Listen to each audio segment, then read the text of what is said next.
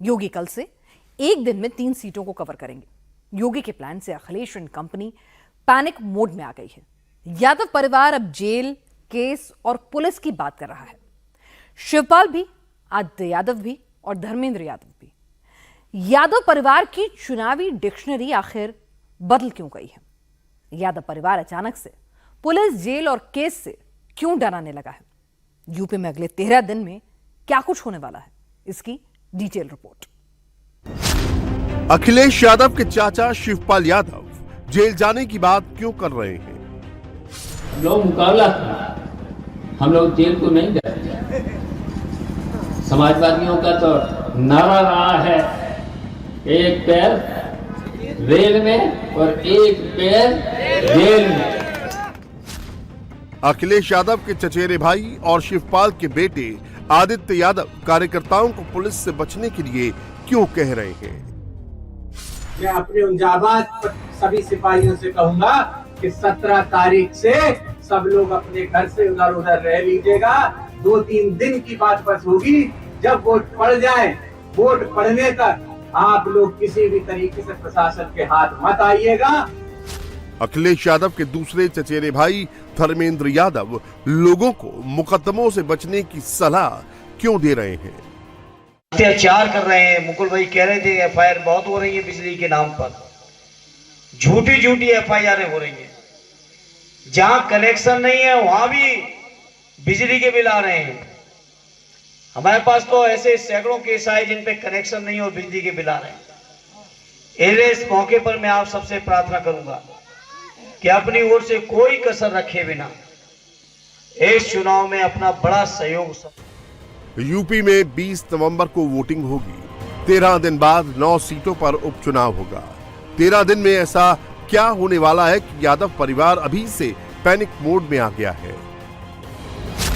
Jail वाले जुमले की शुरुआत अखिलेश यादव ने की और 3 दिन से पूरा का पूरा यादव परिवार जेल, केस और पुलिस की बात कर रहा है। अखिलेश के चाचा शिवपाल यादव ने तो वोटिंग के दिन बॉर्डर पर अपनी पूरी फोर्स बुला ली है। तो आसपास के लोगों से भी कहेंगे,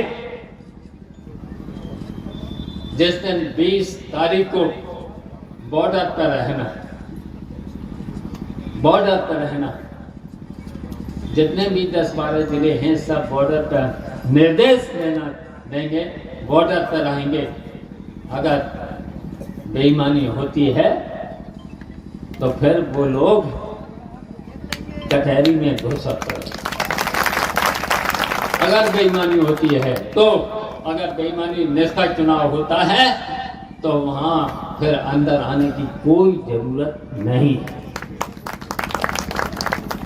जब बेईमानी करेंगे फिर क्या है? समाजवादियों को तो इतिहास रहा है, जहां पर जुल्म होगा, जहां पर अन्याय होगा, जहां पर बेईमानी होगी, उसका डट करके मुकाबला किया जाए।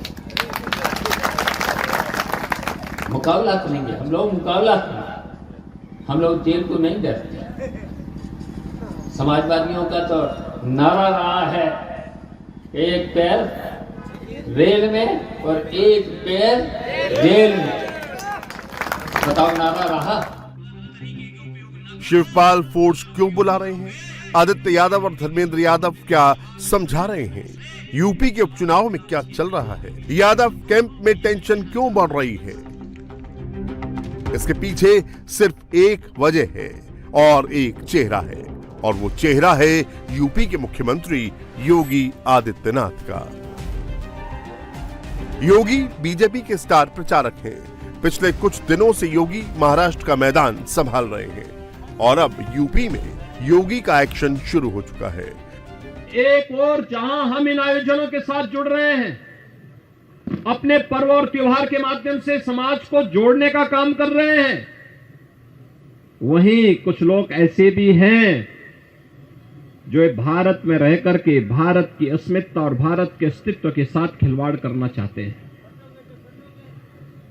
और जो लोग इस प्रकार का कृत्य कर रहे हैं, उन्हें किसी भी भारतवासी को बर्दाश्त नहीं करना चाहिए। याद रखना, 140 करोड़ भारतवासी जब एकजुट होकर के एक स्वर से बोलते हैं तो पूरी दुनिया आपकी बात को सुनती है। जब हम जाति, मत और मजहब के आधार पर बटे होते हैं तो दुनिया भी आपको नजरअंदाज करती है। एक स्वर से 140 करोड़ भारतवासी जब बोलेगा तो दुनिया की किसी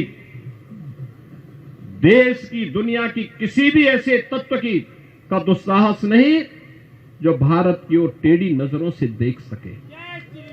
कोई नहीं देख सकता। लेकिन जब हम आपस में ही बटे रहेंगे तो ये दुष्परिणाम भी हमारे सामने आएंगे। बीजेपी ने यूपी की सभी 9 सीटों पर होने वाले उपचुनाव के लिए अपना प्लान रेडी कर लिया है। इन आखिरी 13 दिनों में बीजेपी अपनी पूरी ताकत झोंकने वाली है। अब यूपी में योगी का सेकंड राउंड शुरू होने वाला है। मुख्यमंत्री योगी आदित्यनाथ पश्चिमी उत्तर प्रदेश से उपचुनाव के प्रचार का सेकंड राउंड शुरू करेंगे। यूपी की सभी सीटों पर 8, 9 और 11 नवंबर को मुख्यमंत्री की जनसभाएं रखी गई हैं। गाजियाबाद, मीरापुर और कुंदरकी विधानसभा क्षेत्रों में सभाएं और रोड शो करके माहौल बनाएंगे। योगी एक दिन में 3 सीटों पर जनसभाएं कर चुनाव प्रचार को और धार देंगे। सीएम योगी 3 दिन में सभी 9 सीटों को कवर करेंगे।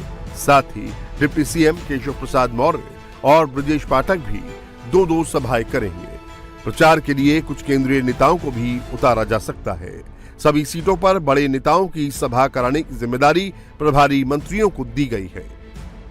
योगी ने जो उपचुनाव के लिए अपनी स्पेशल 30 की टीम बनाई थी, उस टीम के सभी मंत्रियों और पदाधिकारियों ने अपनी अपनी सीट पर डेरा डाल रखा है।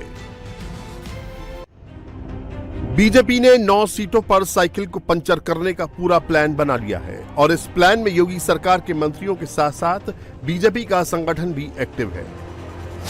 यूपी में आखिर 13 दिन में प्रदेश अध्यक्ष भूपेंद्र चौधरी और महामंत्री संगठन धर्मपाल भी सीटों पर जनसभा करेंगे।